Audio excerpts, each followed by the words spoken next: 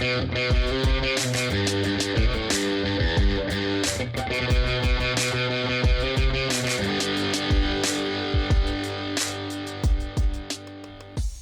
is up? Welcome back to the 182 News Podcast. This is your host, Poppin' Curbs.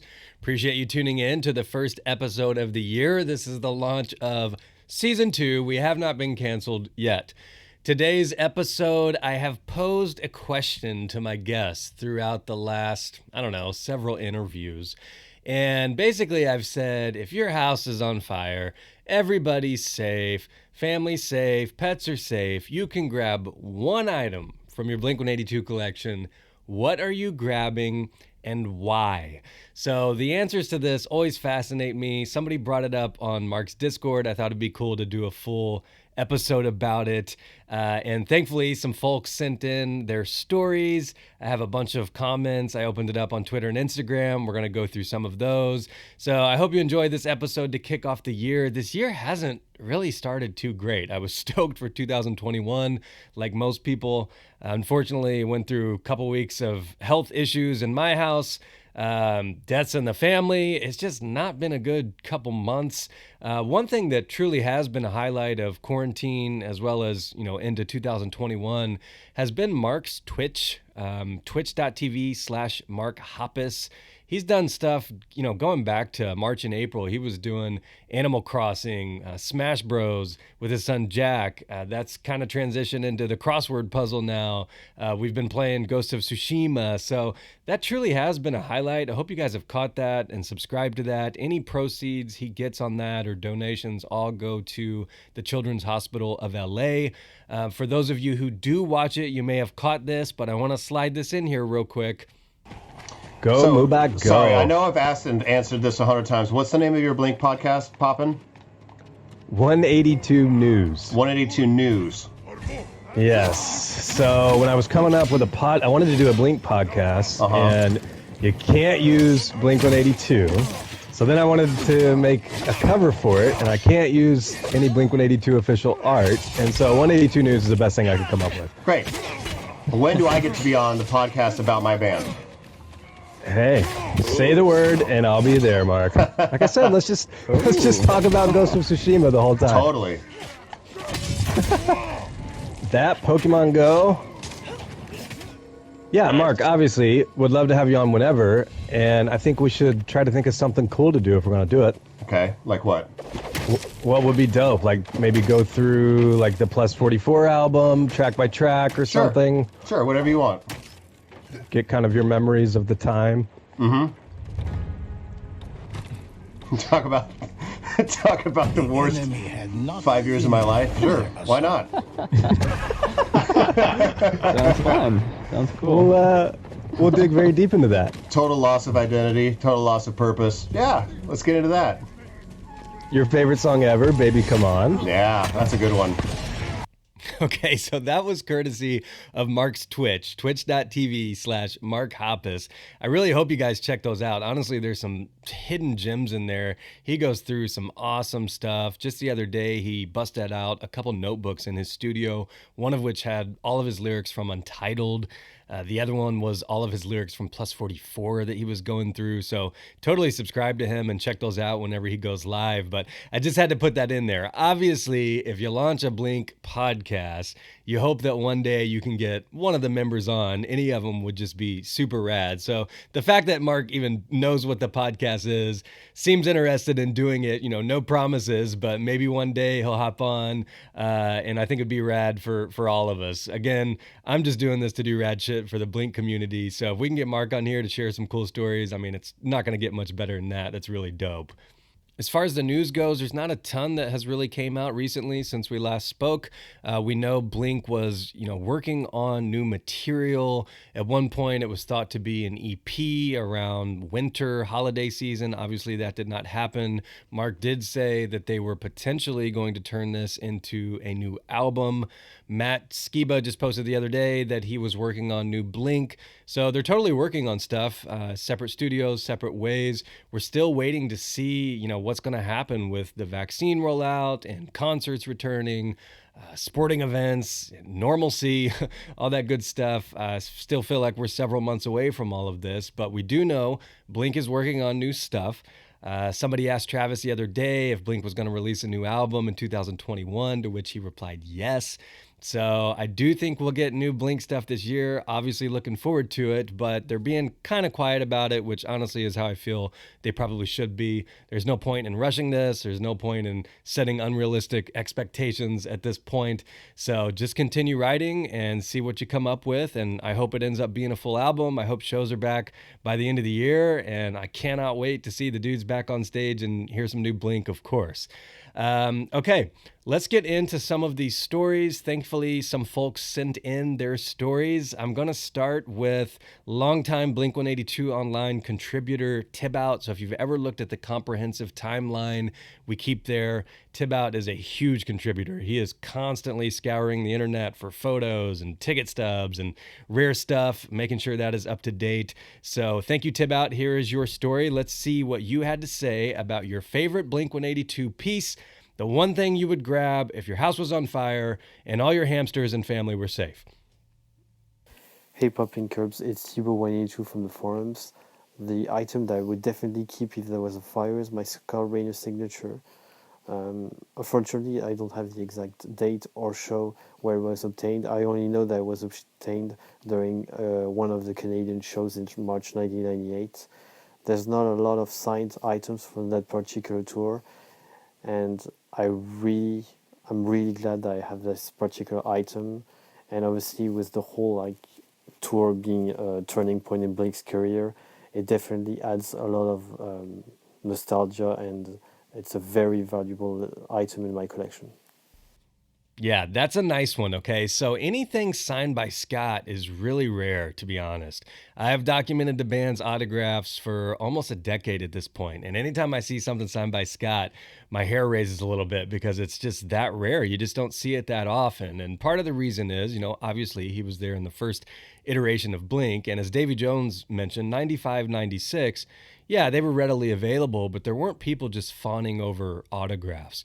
And of course, as Tibout just alluded in that in his story just now, Scott wasn't in the band really once they started blowing up too crazy. And what's crazy about the piece he just mentioned is he said that was signed in March of 1998 on the Snowcore tour.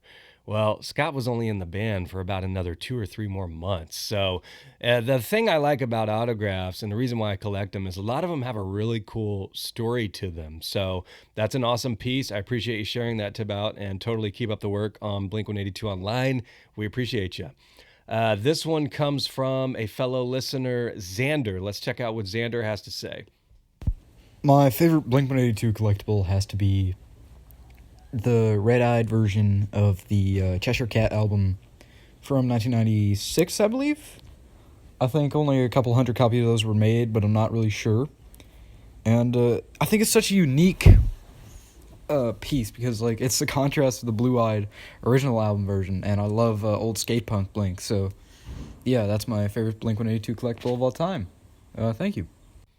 Nice. Yeah, Red Eyes is totally worthy of grabbing if the house is burning down, for sure. For the Blink vinyl collectors out there, the Red Eyes Cheshire Cat really is one of the most valuable and rare Blink pieces you can get for your collection. So it's referred to as Red Eyes because literally the color scheme is different. If you look at it and compare it to a Cheshire CD, the background on the sides is more of a navy blue and the eyes are literally red. So it did come out in 1996. It is very rare. Even, 4 or 5 years ago, it was $75 to $100. Lately, I've seen them going for $150, so it's definitely going up in value. If you are a Blink collector and you want to be in the big leagues, I guess, it's definitely one that needs to be in your collection. Fun fact on those, a lot of those, and actually early Dude Ranch copies, first presses, you will find those with the top right corner cut off. And the reason for that is those are promo copies. So Cargo would cut those off and send them out to radio stations and other places just as promo. And the reason they cut it is so that if somebody tried to return it, they would know it was a promo, and therefore they would not have to pay them out of pocket for the refund. So yeah, totally appreciate you sharing that, Xander. And that is definitely worthy of grabbing in a fire. All right, next up we have a story from David Park, rad fellow, well known in the Blink community. He actually has a Jimmy Eat World podcast. For those interested in that band, it is Jimmy Eat Pod. Let's see what David has to say. My story goes back to, I want to say 2006. Mark had been doing Hi, My Name is Mark for a while, updating everybody on how the Plus 44 album recording was going, and had posted pictures in the podcast that showed like where he was, and he was talking about Dirtbag the Cat and where his alleyway was, like behind the studio and all that stuff. And me and my buddy recognized where he was. So sure enough, we drove by where we thought it was and saw a bunch of cars outside with Famous Stars and Straps stickers and all that stuff. So because he had been talking about Dirtbag the Cat and how much he liked Fancy Feast, and also talking a bunch about Necco wafers, we went to Smart & Final, bought a bunch of Fancy Feast and a huge box of Necco wafers, and left them at the door of the studio with a letter saying how much we love his music and everything he's created growing up, and left our phone numbers like he was going to call us. A couple hours later, James Ingram calls us and says, hey, Mark really appreciated you guys leaving that stuff at the studio. Will you meet me at this gas station nearby? And so we were like freaking out. We went and met James Ingram, and he had, for each of us, Mark signed drum heads, snare drum heads that were used on the Plus 44 record. He signed it with our names, Morning Zoo, and then his signature, and included drumsticks that Travis used on the record. So 100% the thing I would grab if there were a fire is the shadow box that I've put my drum head, my signed Plus 44 drum head and drumsticks in, because it's just so one of a kind and such a random serendipitous thing that we were able to get. And just further proof that Mark is one of the goatest dudes, the greatest of all time. So that's my story. Christ almighty, what a story, David. That is crazy. So not only did David supply Mark with Necco wafers for the Plus 44 album, but to get hooked up with 2 signed drum heads that were used during the recording process and drumsticks that Travis used during the recording process. Holy fuck, dude. That's insane. I think I've seen a picture of these a long time ago, but David, I need to get pics of these. We may have to share these on blink-182 online, because that is an insane story. Good for you, man. That's awesome. By the way, James Ingram is such a rad dude. He worked with the band on Plus 44, Neighborhoods. He was out with them on the California tour. And every time I see James, I say, James isn't cool. Famous as fuck. And James isn't cool is like his social media tags or whatever, and he always just has a biggest smile that somebody noticed him and just is calling him famous as fuck. Geez, he also did a podcast with Mark, so yeah, that's crazy, man. I appreciate you sharing that, David. Okay, let's see what M has to say. This is Tiny Yet Mighty from Mark's Discord. Hey, it's Emily, aka Tiny Yet Mighty. Okay, there's a fire, everybody's safe, and I can only save one Blink item. Since Poppin' Curbs won't let me take one thing in each hand, I have to go with my Stockholm Syndrome lyric sheet from Mark. I've been a fan of Mark and Blink-182 for the past 20 years, and Stockholm Syndrome is such an amazing song that's just always meant a lot to me. I still think the best strategy would be my lyric sheet in one hand and my Relic replica bass in the other, but Alan said he'd help me out if we can't save Relic. Love the pod. Love the Blink community. Thanks for being awesome. I love it, Tiny. I just love it. I'm telling you, handwritten lyrics from the artist, especially like to one of your favorite songs. I mean, I don't know how it gets much better than that, to be honest. It's so fucking dope. Thank God. I mean, there's a theme here. Mark goes so far out of his way to be kind to fans and hook up fans. It really is just so fucking rad of him. And I'm telling you, not a lot of musicians and athletes or famous people are like that. I've been around so many of them who are just fucking assholes.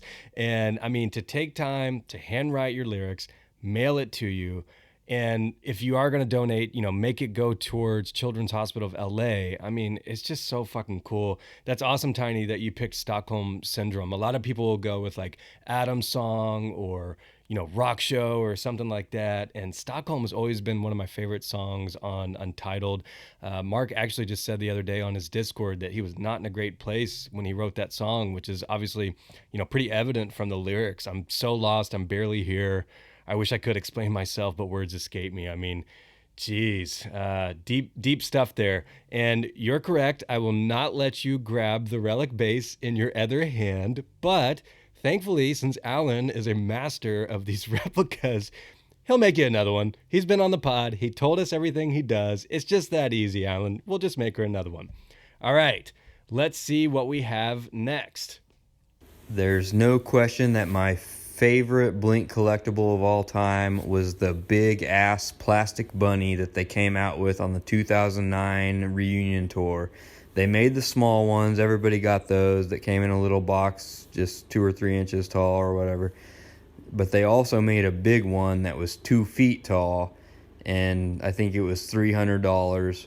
And I'll never forget, I walked into a show in Kansas City, and they had that bunny right when I walked in, and I wanted to buy it so bad. Money wasn't even that big of a deal, but I didn't know what I was going to do with it for the entire show. What was I going to do with a 2-foot-tall bunny in a Blink show in the pit? So I passed up on it, and then, of course, it was sold out after I left, and I hardly ever see them for sale anymore. I'm sure they're worth a lot of money now. I wish I would have just carried that around in the pit all night, because that would have been awesome to have. That was Gent, who is actually co-owner of Blink-182 Online, absolute board legend. Yeah, I wish you would have bought one of those too. You do not see them very often. What he is referring to was it was an 18-inch, basically bunny toy. And Mr. T-Shirt actually told a great story about this on the podcast, if you go back and listen to that interview. So originally, this was supposed to be a 3 feet tall model. They got one prototype in, and it came in like a refrigerator box. And very quickly, from a logistics standpoint, they realized, look, we can't dedicate 2 fucking semi-trucks just to bunny toys hauling around, on this tour. So it was the launch of a new bunny with the reunion tour. There were 250 of them. They're awesome. There was only like a couple available at each show, if I recall correctly. And yeah, that's a bit of a predicament. When you walk into a show, they've got rare shit, but then you're stuck holding it the entire time. So I usually actually wear like a drawstring backpack so that I can put my t-shirts or whatever I buy in it. But yeah, kind of hard to hide a 1.5 foot size massive bunny, especially if you don't want to damage it or get it fucked up in the pit. So appreciate you sharing that, Gent. All right, this next one is from David Sully, aka Big Oily Ape, on Mark's Discord. David Sully here, also known as Big Oily Ape. I've joked a lot about this question with my buddy Alan and Tiny about how many things we could try and grab, even holding something in our mouths, while the house is burning. And I first thought it would be the handwritten lyrics that Mark sent me, which obviously is absolutely incredible, and I could never have dreamed that he would actually do that. But I think for me, the thing that I would have to grab, because it means so much, is the handcrafted Fender Jaguar Mark Hoppus signature that I actually got from his own Luther in LA, Matty Barato. That was just incredible, really. Going to meet Matty and hearing his stories and his time with Blink. And he was also the Plus 44 guitar tech as well, which was nuts. So the stories that he had was incredible. I even, going into LA and San Diego, because of that trip, I got to see all the Blink, hot spots like sombreros. And a weird kind of full circle thing about it, a band that Blink played with a lot called Homegrown. I actually met up with their bassist Adam, and he played the Mark Hoppus signature, which is a weird full circle thing, really, because he used to play with them all the time and tour with them, and to have him kind of play and christen that Mark Hoppus bass was it's just incredible. So I'm going to treasure that bass, forever, and I think I'll never let it go. It's one of 3 basses that were ever made. So I have one, Mark has one, and I know that Matty made one for a guy in Canada. It's super, super special, for that reason. And another great thing about it was that was the gateway to a lot of great friendships with people like, my buddy Alan Corona, Tiny, Darth Maul. All that happened because I bought that bass. I made videos on YouTube about me getting it and having it on social media. I made all these amazing, wonderful kind of lifelong Blink friends. And it's just a really, really sentimental piece for me. Rad. That was at David John Sully on Instagram. Some of you may follow him. He does some really great Blink covers. He's got an insane guitar collection. But I agree with you there, David. As rad as the lyric sheets are, man, to have a custom-made Mark bass guitar made by the same dude who makes Marks, I would grab that too and run like hell. All right, this next one comes from my buddy David from Dubai. Let's see what David had to say. Well, if I had to pick something, I would probably go with my drumsticks from Travis Barker. Mostly because they are actually from Travis Barker. Like, he handed them to me back then when I played with them live on Rotterdam back in 2016, I think. It's just a crazy story. To this day, I still can't believe it. But basically, I was in the sound check in the front row. And at some point, Mark comes in always first. So he started talking to people and stuff. And we're just chilling there. And Mark is like, yeah, if you have any questions, just go for it. And people would ask him random stuff like, what's your favorite color? What's your favorite Pokemon? And stuff like that. And I was just like, oh, fuck, I'm just going to go for it. And I said oh, can I play guitar? And Mark was like, yeah, but you should ask Matt. And I was like, of course. And I'm so I was so shy and awkward at the moment. And I was like, Matt, can I play guitar? And he was like, do you know the songs? And I was like, yeah, I know them all. So he was like, okay. And Mark was like, okay, let him in. And the security guard is I don't know how tall is it, 2 meters or something. And he just grabbed me as in some book, whatever, weightless, and puts me on the other side of the fence. And then as I'm walking, I'm like, is this shit really happening right now? So they took me on the side. I go through the stairs. And as I'm going through the stairs, I'm my hands are shaking. How am I supposed to play guitar like this? So I go, I say hi to Matt. He hands me his guitar. So he's so tall that the guitar is almost on my, really low on me. And I'm like, fuck, I won't be able even to play it properly. And then, which song do you want to play? And I'm like, oh, I don't know, anything, it's fine. Bored to Death, Anthem Part 2, it's fine. So we ended up playing Anthem Part 2. I fuck it up in the beginning because, the guys have, in their in-ears, they have, the click track. So they are always on time. I didn't have that, so I was just, going faster. And I was so nervous that I fuck it up, the first time. And Travis was like, no, don't worry, I'll count for you, so you'll be fine. And yeah, after that, he counted for me, and it was perfect. It was sound check, so at some point the guitar is not very, you cannot hear it properly. And that's it. And then when we finish, I go to Matt, and I'm like, Matt, can I keep the guitar? With this Matt says no. And after that, Travis comes to me hey, here you go, and hands me the drumsticks.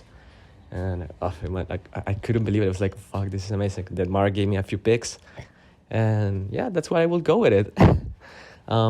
It's funny because this video is recorded Antoine from the Discord, known as Beboat, recorded this and then posted it on YouTube, and I found it I don't know, 2 to 3 days later, and I was just no fucking way, this is even recorded. So yeah, that's what I will go with my Travis Barker drumsticks.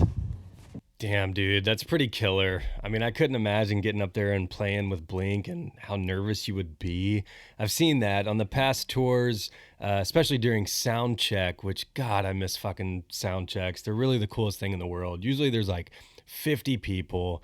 It's super chill. Like David just said, Mark always walks in early. He chats with everybody, says, hey, and then typically you just get to watch them play 2 or 3 songs. It's just incredible. But, yeah, so David had the balls to ask to get up there and play, and I just couldn't imagine, man, getting handed that guitar, and especially like I don't play to a click or with the in-ear monitors or whatever, so that would throw me off.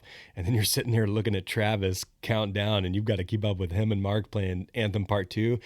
Damn, at least David was prepared. They asked him what he wanted to play, and he was like, I'll play fucking anything you want. That's dope. I would have to be pretty picky. I would have to do like, What's My Age Again, Bored to Death, something along the lines of that. But that's incredible, man. Stoked for you. And I've actually seen that video. You sent that to me. It is up on YouTube. And the fact that somebody recorded that whole thing and you were able to capture that moment is just insane.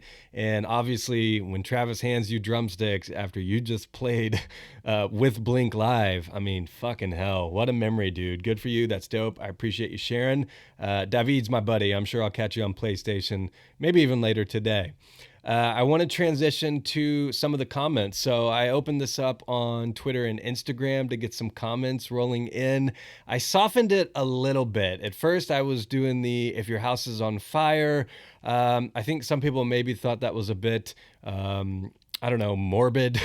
So I opened it up. I relaxed the stance a little bit and I said, okay, what is your favorite Blink-182 collectible? Because at the end of the day, that's going to be the same thing that you're probably going to grab. So let's jump into some of these who left comments on the Blink-182 online social media pages. I appreciate everybody who told their story here. I thought this would be a rad episode for, Blink fans, Blink collectors, myself included. Gibby DLR says, my dad's copy of Untitled, it's our favorite Blink album, and it's been my favorite, it has my favorite Blink song of all time, Asthenia, on it. That's awesome. I love that. I think a lot of times collectors, myself included, we kind of try to, one up others or flex with who's got the most rarest item or expensive item. And so this was so cool and refreshing to me to just say, no, it's just a copy of Untitled. It's my favorite album. It's got my favorite song on it. So totally with you there. Fun fact about Asthenia, by the way, love that song. Awesome, awesome song. And a lot of people love Not Now. Like I've talked to so many people. One of my buddies in real life, like Not Now is in his top 3 Blink songs of all time. And, it ended up coming out as kind of a bonus song on the greatest hits, but it was recorded during the Untitled sessions. And Marcus said that the reason it did not make the album is because they thought it sounded too similar to Asthenia, which is just crazy. That album is so fucking killer. Could you imagine Not Now on it as well? Jeez. Will Riflin says, my DeLong Stratocaster. With you there, never had one of those, always wanted one. But back in the day when I was playing, I had a little bit more, distortion, and I needed more pickups. So I could never be down with like the single volume knob and the lack of pickups and stuff. But it's an incredible piece. I'm always jealous when I see those and the Epiphones. Had a couple people say, so Lyndon COA, as well as, Cather.e said, I would pick Travis's signed book. That's a great one. I loved when Travis wrote that book and put it out a couple years ago. I know it means a ton to him. No matter what, like if you bring his book to a sound check or whatever, even if it says no autographs, don't ask the band for anything. He is so proud of that book that he will gladly sign it for you. And I know it means a lot to him. And it was just such a great glimpse into his life. And I always appreciate when artists open up and do that. I hope to God Mark and Tom will write a book one day like that because it would just be so cool. Sunray Paddle. So this is great. She says, my signed big iPad cover. So as most of you who follow Mark on social media, especially like last year, he would constantly post about his big iPad. He has the large iPad, and there was a cover on it that he had some stickers on. And when he first launched his Discord, the Hi, My Name is Mark Discord, I've mentioned it on the pod before. It's such a rad place. There's so many cool, rad, positive fans that I have met there. That along with Mark's Twitch, like I don't know what the fuck I would have been doing the past year during this mess without those two things. It's been such a blessing. And Sunray is on there. And early on, Mark got a new cover for his big iPad, and he decided to auction off the old one with the proceeds going to the Children's Hospital of LA. And Sunray won that. Mark signed it for her in blue, if I recall correctly. And I believe that one made its way across the pond and is living safely in Sunray's house. I was joking with Mark when he was doing that, saying, I can just picture walking into a Hard Rock Cafe and you've got like, you know, shit that Jim Morrison wore, like John Lennon lyric sheets, and then it's like big iPad cover of Mark Hoppus. So Sunray, I hope the Hard Rock Cafe hasn't been bugging you too much to obtain that piece. That's pretty wild. Let's see what else we have here. Let me go back to more recent post. I just posted this the other day, and there's a ton of comments on it, so let's see. Okay. This is from my AVA collection. So I believe this dude's name is Josh. He's big time Angels and Airwaves, Tom collector. He says, Tom's old guitar amp road case. This was used for Blink and Angels tours. Still am blown away. I have this. This is an incredible piece, and this is one where it pays to listen to the podcast because one of my previous guests, Jeffrey Pereira, tour manager for Angels and Airwaves, he kind of subtly put these in his stories like, hey, if anybody wants these, I have 4 of these to move. And Josh was lucky enough to get one of those. So that is fucking rad. I'm pretty sure it has like Blink stamps and AVA stamps on the side. So that is obviously a killer piece. That thing traveled with Tom and Blink and Angels all over the world, which is pretty wild. Love this one from Cal Taylor. Traveled to the other side of the world to watch their Vegas shows. I got a Mark and Matt guitar pick, but the beach ball that was passed around in the crowd is probably my favorite Blink treasure. Reminds me of the enjoyment that everyone had watching this awesome band. I love that. That is another thing that, you know, again, a lot of collectors are like, oh, I've got Short Bus and I've got Buddha and I've got all this stuff. And to her, this is just a simple beach ball that just reminded her of this great trip, this great time seeing the band she loved. And those Vegas shows were awesome. Oh my God, those Vegas shows were great. Super small venue. For me, there was no opening band on the day the shows I went to. So literally it was like 9 o'clock Blink. Let's go. Small pit.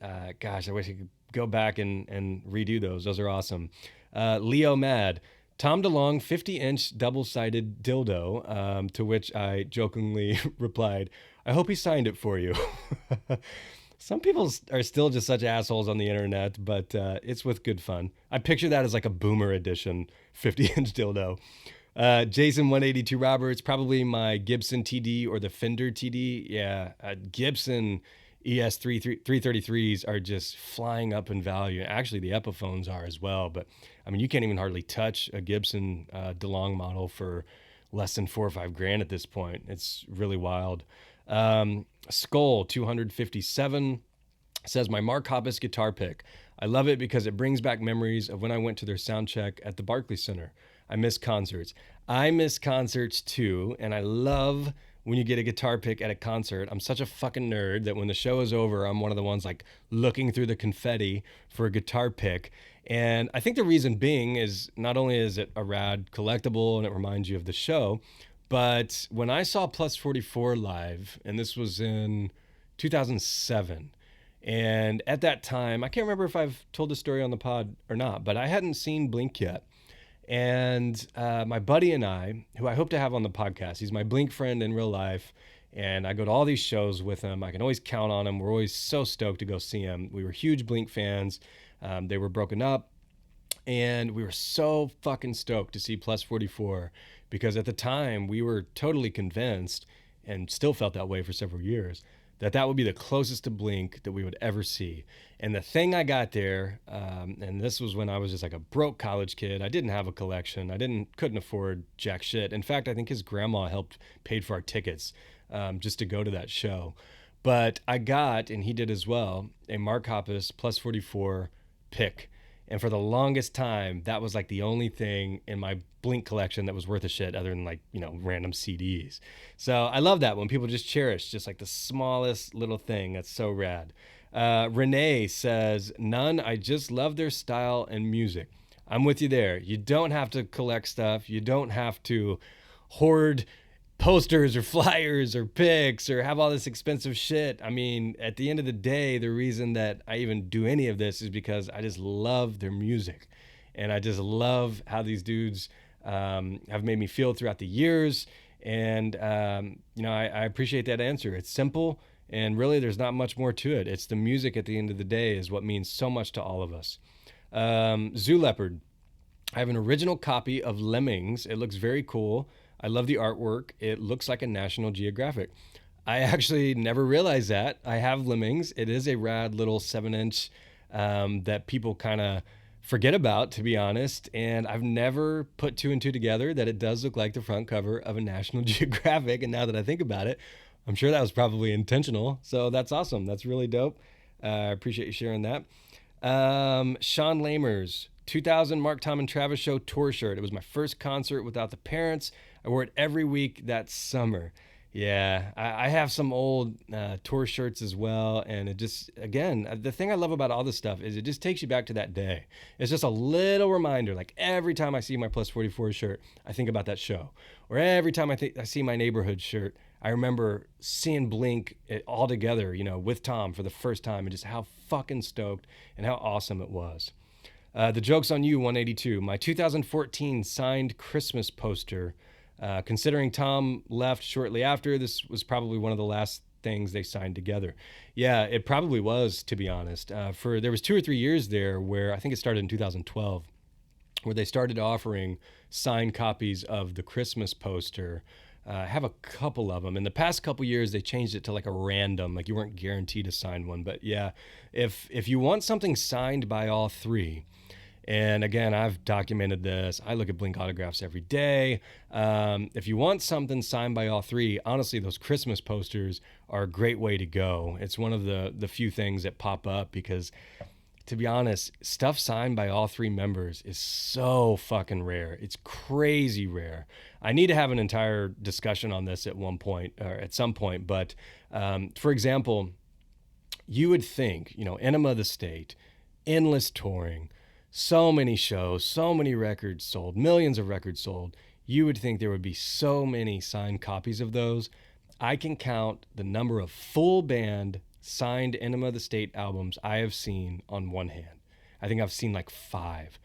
Untitled, same way. You would think there would be so many of these, countless promotions, countless interviews, countless meet and greets. And Untitled full band, so not just like a random one signed by Mark, all 3 members.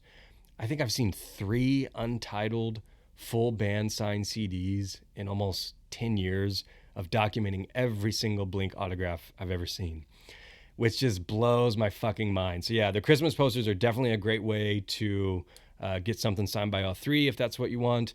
If you don't like the Christmas theme, actually on one of mine, I actually cut the signatures off of the bottom and I got it matted with a frame of, there's a picture on top of the Mark, Tom, and Travis Show artwork, and then I have the autographs underneath. That way it's kind of not just like a Christmas themed one, but also I get it if you're going to yell at me for destroying one of those. Let's see, Imagine Avril and John Doyle is Not Real both said the Dogs Eating Dogs vinyl. Yeah, those, thankfully, Mark did the Lord's work and got those pressed physically last year. People have been begging for those for the longest time. Speaking of 2012, actually, that first holiday Christmas poster that was signed came out in like a Dogs Eating Dogs Christmas bundle around that time. And so, yeah, it had been 7 years and we'd been begging for a physical copy. Mark said long ago that the band just forgot about it. And yeah, they finally came out. There's 3 different variations. They all sold out.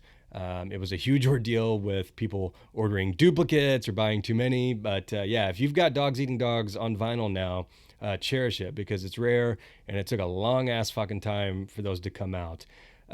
Jeff's not faking. My Blink-182 deck of cards is my favorite. I ended up with 2 decks. I'm actually not familiar with that. Send me a picture of that, Jeff, because I know the Hi, My Name is Mark deck of cards, but I can't picture the Blink ones in my head. Sydney, large neighborhoods, cardboard posted promo material.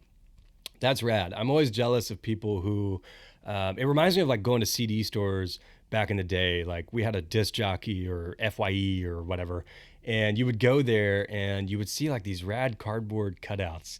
And it was just promo stuff. And I had friends who worked at like the movie theaters, and it was so cool because when the promo was done, usually the people who worked there got to keep them or whatever and give them out. So that's dope. And again, that's another one that I can't really picture in my head. So I'd love to see a picture of that, but I'm sure it's rare and I would totally cherish it. Tattoo in Low Life. I remember going to Tower Records late at night and picking up Enema on New Year's Eve in 1999. One of the fondest memories with my dad. And I still have that CD today. That's great. That is so cool. I love that. And the fact that that's a memory you have with your dad. Cherish those. I have friends who have lost their parents, and none of us are here forever. So, make memories with your loved ones. And the fact that you can always, anytime he listens to that album, I guarantee you he goes back and thinks about that. So that's awesome. I appreciate you sharing that. Crazy Base 6, tough one. Probably my octopus shirt Mark gave me from the stage. I agree. Sometimes Mark throws out stuff that is not released by Hi, My Name is Mark publicly from the stage. And I always look forward to that at the end of the shows. And he also throws out rare stickers a lot. So at the end of the stage, the confetti goes. Mark sometimes does a little drum solo, and then he usually walks to the end of the stage and he hands out stickers, and sometimes he throws out Hi, My Name is Mark shirts. That's something that I always just thought was so cool at the end of shows. A lot of bands don't do that. They fucking wave, they say thanks for being the best crowd ever, and they leave. And it's something that it's just another small thing that Blink does that separates them from other bands, and it's just why I love them so much. And in fact, I've heard Mark say that as the show is going on, he pays attention to who is rocking the fuck out, and he will point to you at the end of the show and, hand you a Travis drumstick or a shirt or whatever, which is really cool. Rod 182 collection. Rod has a rad collection on Instagram. Probably the Loser Kids plush bunny, the original, not the one released a few years ago. Yeah, that is the bunny toy. They did re-release one a couple years back. It's really rad. I have both of those, and it's on a shelf in my little office. And I have a 2-year-old son who sometimes wanders in here. And I'm basically telling him, like, dude, you can't touch anything in this room. Everything it's either like guitars or PlayStation or Blink memorabilia or shit like that. And every single time, he knows the word bunny now. And every single time, he just goes straight for those fucking bunnies. And I'm like, don't touch it. And then in the back of my head, I'm like, if you are going to grab one, please grab the new one and not the one from 1999. Visa 182 also has an insane collection. He said that Sky gave him a Mark Hoppus napkin and Mark gave him free tickets. That's really rad. I don't know that I've seen a Mark napkin. I've seen Mark's like letterhead, if he writes you like a letter or something on his own personalized letterhead, which is really rad. But that's dope. No, I appreciate everyone sharing that. Okay, the last one I'm going to get to, and then I'm going to share mine. And honestly, I haven't thought too much about it, so I'm excited to dive into this. This one comes from @AllHopeOut. Short bus, because I've had it probably 15 years, and if I remember correctly, I got it for a low price, making it a bargain. So, short bus, I think I mentioned earlier, if you're in the big leagues of collecting Blink, really to me, I guess if I'm going to look at your collection and judge, it comes down to this. You got to have OG Cheshire Cat before they added 182. So there aren't too many of these. And in fact, I have talked with the previous owner of Cargo Records, and he does not think that there would have been any more than 5,000 of those CDs made. That's breaking news. Nobody knows that. The other thing we found out recently in the past year about those CDs is there are two different variations of it. There is one that has an address for Cargo on the back above the serial number, and there is one that does not. Along with that, there are different font sizes and boldness for on the side where it says Blink and Cheshire Cat. Easiest way, if you have one, flip it over, look at the back. If yours has an address above the barcode in the bottom right, that is actually the second version. The first version does not have the address above the serial code on the back that you would scan, whatever, if you're selling it. I just confirmed that literally yesterday, that the one without the address was indeed the very first one. And he did not think that there would have been more than 3,000 of those made at the time. So it's a very rare Blink item. And these days they're going for it. It's rare to pop up. And I'm talking about the original Blink Cheshire Cat CD. It only says Blink. So this is before the Irish band forced them to change the name. And then they re-released Cheshire Cat where it says blink-182 on the front cover. If you are a big time Blink collector, in my opinion, you have to have that. Have to. If you have that, you're at a certain level in my mind.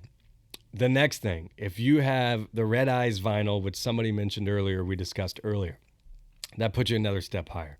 That is big time OG collectible, rad as fuck.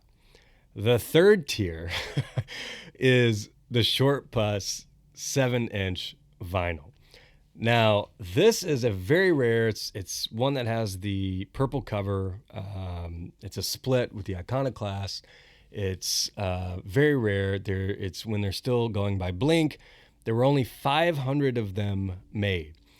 You don't see it pop up very often, but you do see it pop up. These days, I got mine several years back. I actually had Tom and Mark sign it. I would do anything to somehow find Scott and have him sign it. I would pay him, do whatever is necessary. It's not something I would be comfortable mailing. It's that rare. But Short Bus is technically, by the numbers, rarer than Buddha. There are only 500 Short Buses, and there's an alternate cover that it's black and it says Blink and Iconoclast. There's only 50 of those. If you got one of those, that's so fucking rare. But the Short Bus puts you on a whole new level of collecting. These days, that's going for 300 plus at this point. If you see one of those pop up, fair price on those. I mean, I think if you can get one for $250 to $400, and you've got the money to blow and you're this serious of a collector, I would jump on it. It's that rare. It's that dope. I remember when I handed it to Mark, he was so stoked. He hadn't seen one of these in so fucking long. He opened it up. He was reading through it, and it's just a great piece. So yeah, Short Bus, insane. Definitely if your house is on fire, totally grab those. The last tier that I'm talking about. So if you've got the Blink CD, that goes for about $100. OG Cheshire just says Blink on the top. If you can get one of those for $80 to $120, snag it all day. The Red Eyes, next level. The Short Bus, next level. What's even rarer than that and just puts you in the big leagues of Blink collecting, in my opinion, is the Buddha tape. The original Buddha tape, Mark put these together at his mom's house as a family. It's so fucking rare. You never see these pop up. Back in the day, they used to go several years back. I've actually been offered several throughout the past decade for $300-$400, and I just never had the money at the time or just couldn't do it, and I fucking regret it so much these days. These days, those are 500 plus all day. Another thing, I need to have a podcast on this. I started the thread on Blink-182 online. There's actually some controversy or questions surrounding the original Buddha tape. There are 4 variations of the original Buddha tape. There is a black one with white text. That one everybody knows and agrees upon is totally authentic. And there are supposedly 1,000 of those. So despite having double the numbers of Short Bus, you just never see Buddha tapes pop up, and the collectors who have them do not want to let them go. The second variation is black tape, blue text. And then there is a red tape white text. And then the fourth and final variation is a clear tape with a white sticker that has all of the information on the cassette. I have been doing so much fucking research on this. I've been reaching out to so many people. I've gotten answers from Tom. He can't recall. Mark, unfortunately, couldn't recall. I've gotten answers from Dylan, previous podcast guest, Carrie Key, Cam Jones, all these people who were around the band at that time. I'm trying to set the record straight on which one of these are fake and which one of these are real. Ultimately, Davy Jones, obviously previous podcast guest, longtime OG fan. If you have not listened to his episodes back in season 1, it's a 3-part series. They are the most downloaded episodes of 182 News. People love his old stories. Totally check them out. Anyways, happy to announce that whenever we get the blue one in hand and the red one in hand, so Davey has the original. I actually recently got one of the white sticker ones. Davey and I are going to meet up, and we are going to set the record fucking straight on these. And the only way that we think we can finally figure out if these are real or not is to have them all side by side. And actually, David wants to rip them digitally and kind of analyze the cassettes from that standpoint, which he says we'll be able to tell whether or not it's a second, third gen rip, all that good stuff. So anyways, I know I just went off on a long tangent there. I've been doing a lot of research on this. I've got a thread going on this. If you have any info on this, by the way, please let me know. I would love to hear from you, would love pictures, would love to know how you got it, all that good stuff. I want to make sure if I get hit by a fucking train that Blink collectors for years to come can make sure that they've gotten authentic Buddha tape, authentic autographs. They know how rare, how cool their shit is. And it's just something I'm passionate about, and I appreciate you all putting up with it and the kind words on it. Okay, I've been rambling here. To close out the episode, I'm going to reveal if my house was on fire, both my chihuahuas are safe, Timothy and Harold. My son's safe, wife is safe, and I get to run up here and grab one fucking thing to save. What would that be? Okay. To me, it comes down to 3 things. One, I just mentioned I have Short Bus signed by Mark and Tom. Very rare piece. The memories of getting it signed and Mark's face when he saw it, that's a tough one. That's up there. I'm thinking number 2 would be I have a plus 44 vinyl that I got signed by Mark and Travis several years back at a meet and greet, and it's signed to Ryan by both of them. To me, that's one of my favorite albums of all time. I think if I do a countdown of all Blink albums, including Sideband Land, honestly, I think that Plus 44 album is number 2 on my all-time list of Blink and Sideband Land albums of all time. And that album just means so much to me. I just love it so much. So they didn't release vinyl at the time. Signed vinyl is so fucking rare, by the way. So you had Red Eyes came out 96. You had Dude Ranch was released on vinyl at the time. And then vinyl as a medium just kind of died for a long ass time. And it just made its comeback, 4 or 5 years ago. All of a sudden, everybody's back into vinyl. And so during that time when all these records were coming out, Blink records, it wasn't being released on vinyl. So you literally couldn't get Untitled or Take Off or any of those signed by the full band back in the day because there was no fucking vinyl during that era. So to have full band signed vinyl by Blink these days is insanely rare, especially when you throw in that Tom's not in the band. So if you want a full band signed Enema vinyl or Untitled or something like that, you got to pray that you run into Mark and Travis somewhere, which is very difficult to do, and you just happen to have your fucking 12-inch huge vinyl that you're trying not to bend and destroy. It's not going to happen. Even if you have a meet and greet, a lot of times at the meet and greets for Blink and Angels recently, sometimes you can't get stuff signed, which to me is always a bit of a bummer, but I understand it. There's just too many people going through the line. It just takes forever. But even if you could get something signed, it's really risky to bring in a vinyl to a show because a lot of times you can't run your shit back out to the car. So what are you going to do? You're going to hold your fucking signed vinyl in the pit for 3 hours or for 4 hours. So if you see Blink signed vinyl, it's incredibly rare. So they did not have Plus 44 vinyl when that album came out. There's been 4 or 5 presses of it these days. So I have one, and when I had a meet and greet with Blink on the Cali tour, I brought that and I had them sign that, and it means a lot to me. Obviously don't have Craig and Shane on it, but the fact that Mark and Travis are on it is really fucking rad. But I think to close this out, and I appreciate you all sticking with me. I hope you enjoyed this conversation and kind of hearing from everybody. If I have to grab one thing, and I'm going to give you a hint, there's a reason the podcast logo is what it is. My favorite album of all time is Take Off Your Pants and Jacket, okay?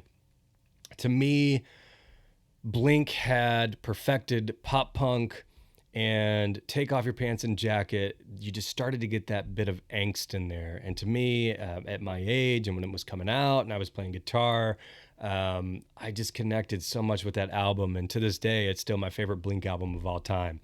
But I have a Blink Take Off Your Pants and Jacket vinyl signed by Mark, Tom, and Travis on the front in silver. Sometimes, fun fact, when Travis signs a Takeoff album these days, he will cross out the plane. He did that on this one. It was a fucking journey getting this thing signed by all three. It took, I want to say 4 or 5 years. And so the fact that I was able to pull that off, my favorite album, signed by all three original members, I think that's what I'm grabbing, to be honest. It's very rare. I think I've seen 2 other Blink Takeoff vinyls signed by all three. And it's just special to me. So that's it. If Poppin's house is burning down, he's running upstairs, he's grabbing Take Off Your Pants and Jacket signed by all three. I'm going to hit up Alan Corona to remake my guitars for me. And I'm going to pray that another short bus and everything else I had pops up on eBay and I can get it with the insurance money. So, all right. This is going to wrap up this episode. Appreciate you all tuning in. It feels great to be back in this new year. Stoked for a new season. Have no clue how often I'm going to be able to get these out, who we're going to have on, but looking forward to it. And I appreciate you all taking part of this journey. Hope everyone has a great winter. Hope everyone gets the vaccine and we can get some fucking shows soon. I cannot wait to just see fucking Blink or just go to a concert or go to a baseball game or something. Like, it's driving me nuts. But whenever these next Blink shows are, it's going to be fucking special. I hope I get to say what up to some of you guys. I know there's tons of people on Mark's Discord who are just so stoked to meet up at a future Blink or Simple Creatures or Angels show. And so I just can't wait to see music again and hopefully touch base with you all one day. I appreciate you listening. Again, I am at Poppin' Curbs on Twitter and Instagram. If you enjoyed it, want to chat about Blink, your collections or whatever, would love to hear from you. Would love to say what up. Definitely follow at blink-182 online, Twitter and Instagram. That's where I post the rad shit. And until we chat again, I hope you have a great one. Take it easy. Peace.